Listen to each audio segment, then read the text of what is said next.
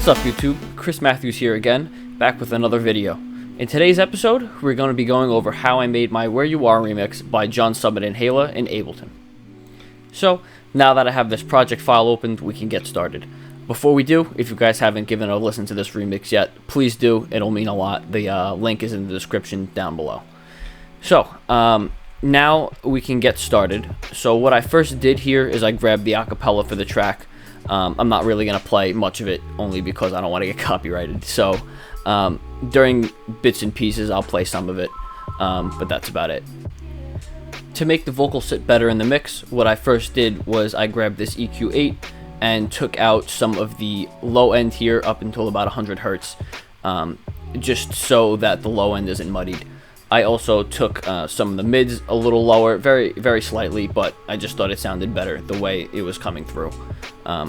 I also took out this section of the frequency just because I thought it sounded really weird. So I'll play a little bit and I'll show you guys what I'm talking about.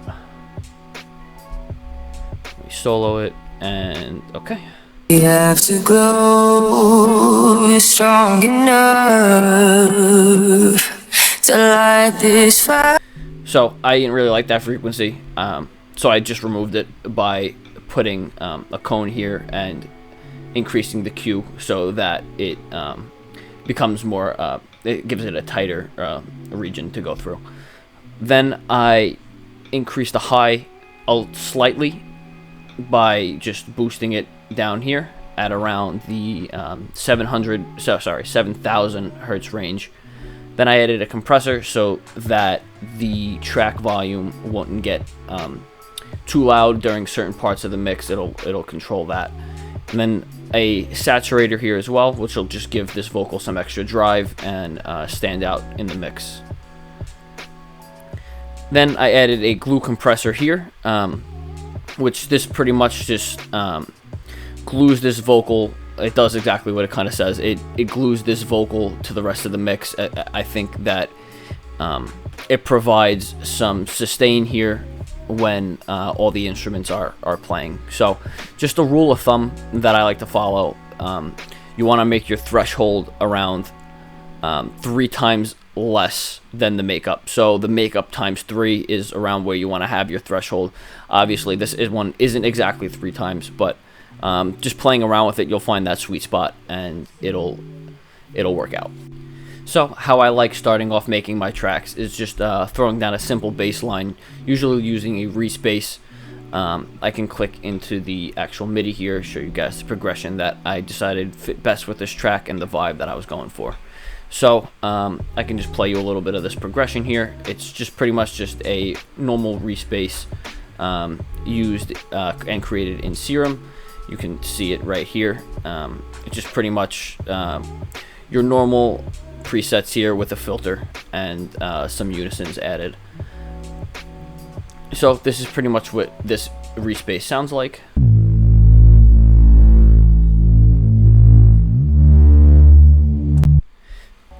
So what I did here was I cut off some of the low end. I didn't want all of it in this in this hook right here. So like I said, just cut some of it out, also decrease some of the mids. I will show it to you what it sounds like without this EQ.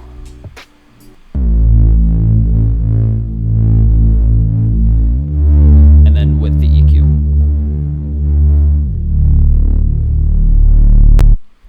Cool. So that's pretty much all I did for this respace here. So then the next part of how I usually create some of my tracks is I create an ambience using a piano. So I can show you what this sounds like and the notes I used here. So I just pretty much had it playing on A the whole time, and at the end of the 5 bars I just put it down to D. So I can play this little part for you. This is a little bit of an ambience that you hear in the background throughout the whole entire track.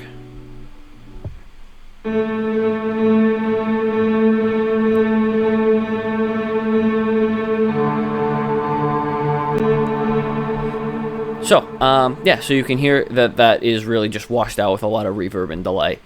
I use Contact here for the piano sound, and then I use Valhalla room here just to get that reverb. I increased the depth and the decay a lot, and then I kept the mix at 100%. Same thing with the delay. I used initial delay here. I have the rate set to 1/4 on each side, right and left. I have the feedback kind of around the mid-range. I increased some of the distortion here, and I made sure that there was a low cut in place here. So without all these, without the reverb and the delay, the piano sounds like this. It's a big difference, right? So when I turn on the reverb here, you can hear that the room spaces out, and the delay. So then I just went ahead and just did some basic EQing here. I have an auto filter so that in the build it's a little more toned down and you don't hear it as much. Also too, on this first hook, I added just a simple synth shot here, just to provide a little bit of more swing and a little more power in the hook. So I'll show you what that sounds like here. I also added an EQ and some delay and reverb to it as well.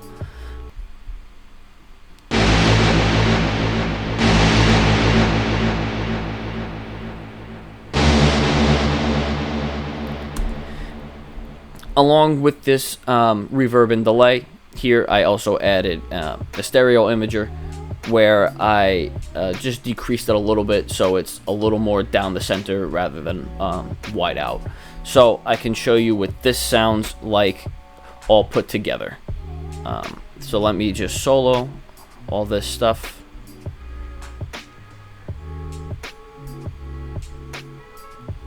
So altogether, this pretty much sounds like this.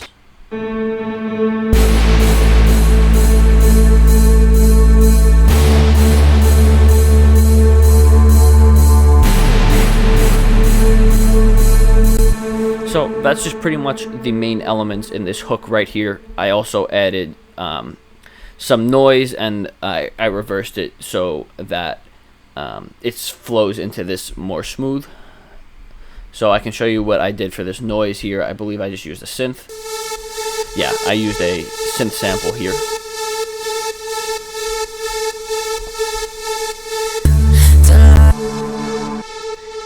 So pretty much same thing. I just used some reverb and delay. Those are the two big presets to get this airy vibe that I like to use, the Valhalla room and the initial delay. So all together, this sounds like this with the reverse leading into the synth.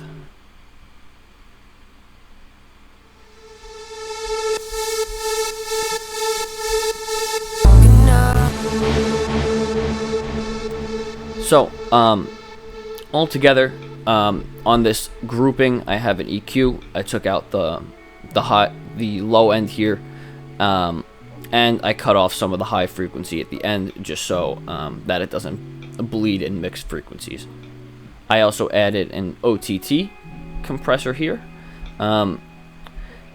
and I put the depth to around 41%, just because I felt like that was a good sweet spot there in the sound that I was looking for. So now all together, pretty much this hook sounds like this.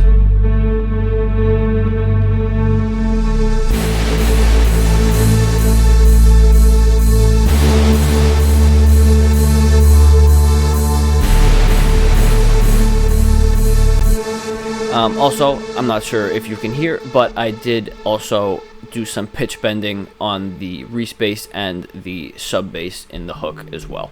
So to do that, what you would do is you would go into Serum. You would then go down to this 2 modulation wheels on the bottom. Make sure to put the pitch bend range up to 12, and then the bottom one down to -12. This 12 represents a full octave of pitch bend. So if you have, for example, these numbers set to 24, if you fully pitch bend it, it'll be 2 octaves instead of just 1. So I like to just do it as pretty much just as one octave here. So to do that, what I just do is you can just click on this first little wheel here, and the automation will come up then on the MIDI track here.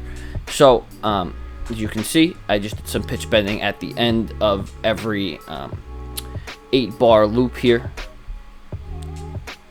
just to give the bass and the feel a little extra oomph and a little extra swing. So the next thing here is the build-up. So going here into the build-up, for the vocals on this part, I just kept the original vocals here and had it play through. So I'll just play a little quick sample of the vocals here. Mixed emotions are Cool. So then I just pretty much added a drop fill here. I used just a sample from a sample pack that I have. What I did here was I EQ'd it a little bit, added some OTT and a flanger that I had automated up, just so that it sounds a little different than just the normal sample that I used. So this is the sample of the drum build that I have here.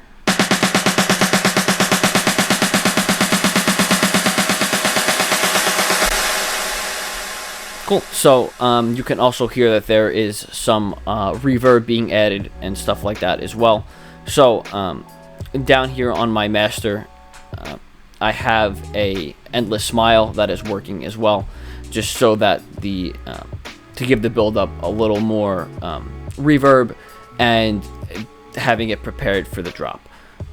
What this does is that it makes the drop a little more impactful when you hear it, rather than just a little more static. So that's why I like to use Endless Smile. I think it's a great plugin. I use it on pretty much all of my tracks in the same fashion. So next in this build up, I have a little drum fill right before the drop here. Cool. Yeah, so that's pretty much just the little drums that I have in this build up right here. Then I have the ambience that is continued over from the hook, as well as a bunch of FX as well, sweeps, risers, white noise, all that, impacts, crashes, all that good stuff. So pretty much there. Cool. Yeah. So then I have this melody here that I created. This is the drop melody. I can go through some of the stack that I have here and each individual sound. So I'll solo it. This is what you hear all at once.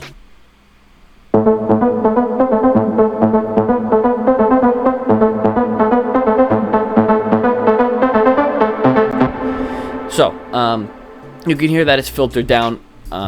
This is how I wanted it to sound, so that it's filtered down and it slowly opens up during the build and fully opens up for the drop. So what I did there to do that is, let me just open this up.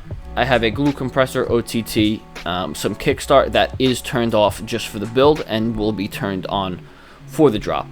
So kickstart is Nicky Romero's plugin for side chaining. I think this is one of the best side chaining plugins to buy. It's very cheap. I think it's only $30, could be wrong, but I think it's a great plugin. It gives the drop so much more move, and it's an easy way to sidechain. So I have an auto filter that is what you hear of the build up as well, from the cutoff of the low frequencies, of the high frequencies, and then you can see that it is slowly raised throughout the entire build up here so that it opens up. So yeah, that's pretty much what I have here. This is just some basic processing. I have a saturator, a flanger, and a stereo imager. The stereo imager I use to make the leads wider and to sit wide in the mix rather than down the center. So I can now go through each one of these leads here. So for the top lead, I have this right here. I have this one playing at more of a higher octave, just so that there is a lead that is playing a little higher than the rest, so it'll stand out. I just have a basic EQ and some reverb on it. Then I have more of a pluck sound, which you can hear sounds like this. It's more of a synth pluck. Same thing, just pretty much just a basic EQ cutting out some of the low end, and a mid portion that I didn't like as well. Next, I have a bright saw here, probably playing at the same octave. Yeah. So this one is pretty much one of the main sounds that you hear. So I have this one pretty much the loudest, and I think that this type of music, that future house, future rave kind of vibe, allows for these kinds of presets to be used. Yeah. So this one is pretty much the main lead that you hear, and then I have it layered with another saw as well.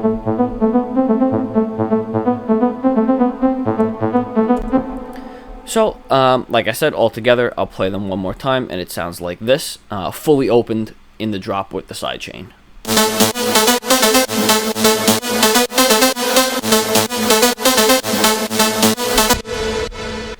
Yeah, so that's just pretty much how I make my lead stack and process it as well. So, moving on now to the drop, since I kind of teased it with that melody, I can start off here with the drums. I have a kick drum. I have some toms that I panned a little bit to the right.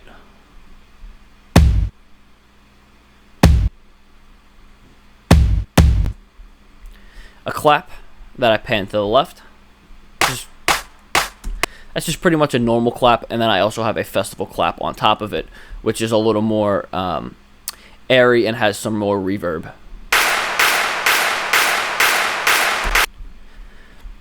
So all together, my drums sound like this for the drop.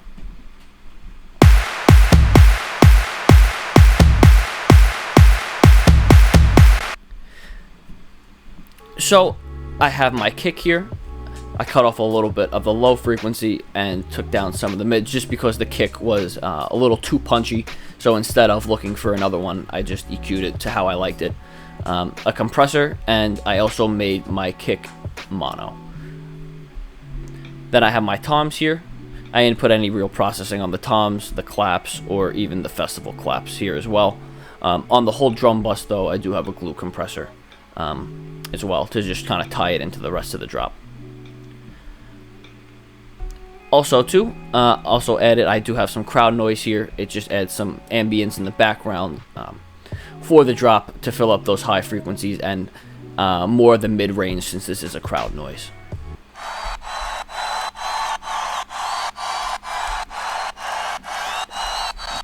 So I have that sidechained and EQ'd here as well. So, like I said, that's pretty much just the drop there, the drop drums there. Now moving on to the drop bass. I have a stack here that I used of 3 different basses. I have a top layer, a mid layer, and a sub bass. This is pretty much how I usually layer my basses. I usually have a top, a mid layer or 2, and 1 sub. So for the top layer, I have this as my bass sound. Kind of a little punchy, kind of a little aggressive, more house type vibes for this kind of bass, but I thought that it fit well in the track. What I did now to also process this a little bit was I just took out some of the low end and a piece of that frequency in the mids and boosted the highs. The reason is because this is supposed to be the top layer. You're supposed to hear it more on that high frequency range rather than the lows and the mids. Next, I have my mid bass here. I can play that for you. So just like you're supposed to hear the top at the top range, you're supposed to hear the mid in the mid ranges. So what I did was I cut off the lows, I boosted the mid slightly so that we can hear it in those ranges, and I cut off some of the low end as well, just because I feel like there's a lot of the highs being played within this bass and this drop, so I don't want it to bleed too much and cause the mix to be muddy. Yeah, so then I have my sub bass here. It's the same sub bass that I used in the hook over here. So let me just go ahead and play the sub for you as well. So the processing on the sub here is pretty much the same, but here I took out some of the high-end frequencies here, so just that we hear the bass and the sub sound as well. And I also made this in mono. So pretty much now we have two stereo tracks for the top bass and the mid bass, and the sub in mono. So altogether, this bass stack sounds like this.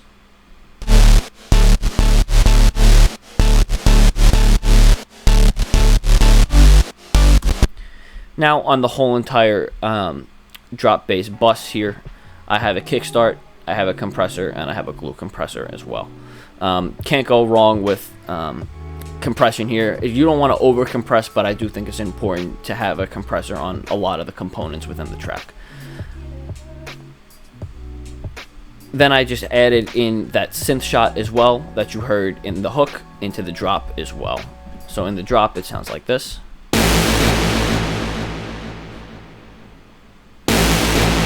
It's fully open instead of having it a little bit more muddied and filtered out into the hook. So now the drop fully all together sounds like this. Sorry, forgot to unsolo this, so let me unsolo and try that again. So all together, I'm going to play the build as well. The build and the drop sound like this. I'm going to play it from about halfway through the build so that these vocals here don't get me copyrighted. So here we go.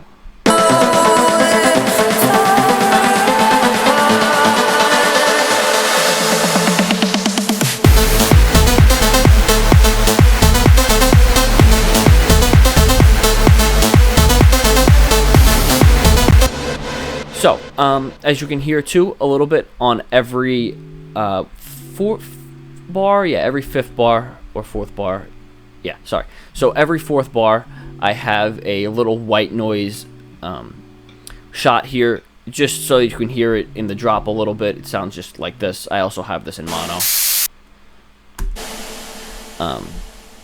As well as in the second part of the drop, I did add some open hats here just to change up the drums a little bit and give so that the drop isn't also too repetitive.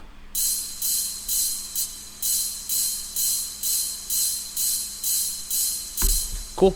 So that is pretty much how I made the hook, the build-up, and the drop. So pretty much all that's left really to show is the break that I made and the intro slash outro. I'll probably just show the intro here, as these two components are very similar, and the hook 2 and the build 2 and the drop are made the same exact way pretty much as the first, except for just some variances in the progression and the MIDI. So onto the break. So what I did for the break here is you can see that there's a lot of white noise sweeps down, exhausts, impacts, and a crash here, as well as a downlifter, and then one uplifter here to just bring it into the hook as well. So I can play this little FX portion for you for the break.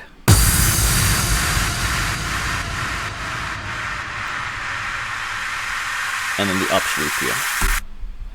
So then all I really did for that is I just added this ambience back, I believe on a different note than what I did. No, I kept this the same. So this note and the note in the first half are the same. I kept it at the same. So let me just play it. Like I said, all the same from the first. And I believe that that's really all I did for the break right there. So I can play it for you.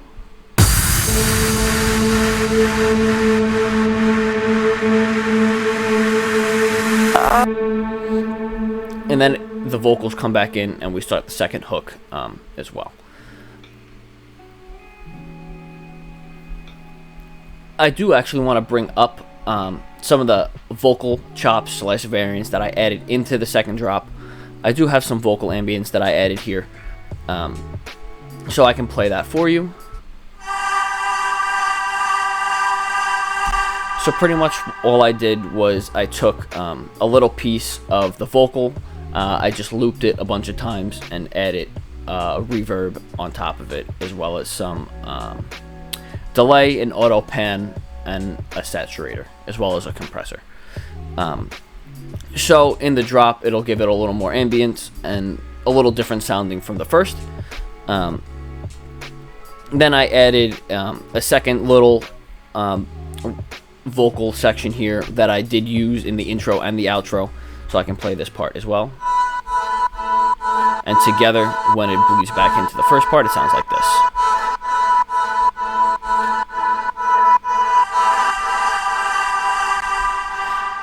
So all together in the drop, this vocal portion sounds like this.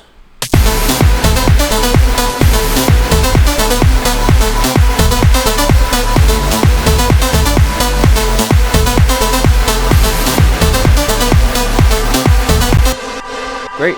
So, now onto this. Since we're at the end of the second drop, I'll just show you pretty much the outro. It's pretty much just the intro reversed, where I have the drums slowly start to fade out rather than fade in a little more. So on the outro, I do have this part of the acapella here. It's more of just some background vocals, and it sounds exactly like the one from the drop, just a little louder.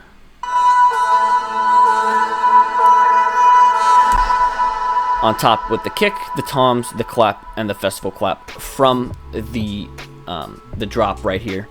I didn't put the crowd noise in just because I felt like it wasn't needed. It's not the drop. We're kind of starting to want to fade the track out rather than keep that energy up.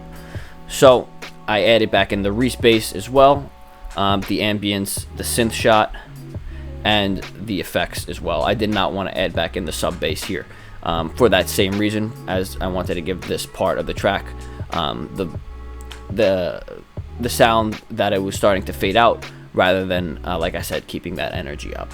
So this is pretty much what this outro sounds like.